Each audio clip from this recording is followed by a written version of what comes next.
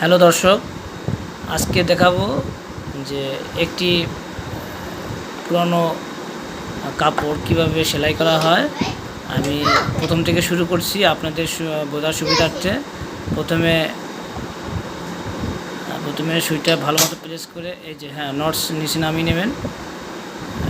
এবার সেটা দুটো এক জায়গা করবেন, এক জায়গা করে এই যে দেখেন এভাবে আলতো হাত দিয়ে টেনে এই যে এভাবে সেলাই করতে হবে। খেয়াল রাখতে হবে যেন সুইটা সোজা থাকে এবং পায়ের যে চলমান যে প্রক্রিয়া সেটা যেন ঠিক থাকে, নাহলে সুতাটা কেটে দিতে পারে।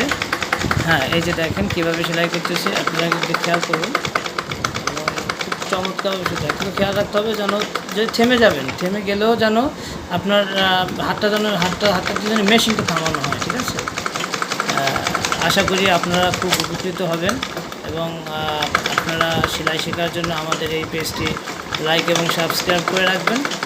আরও নতুন নতুন ভিডিও পাওয়ার জন্য ভালো থাকবেন। ধন্যবাদ।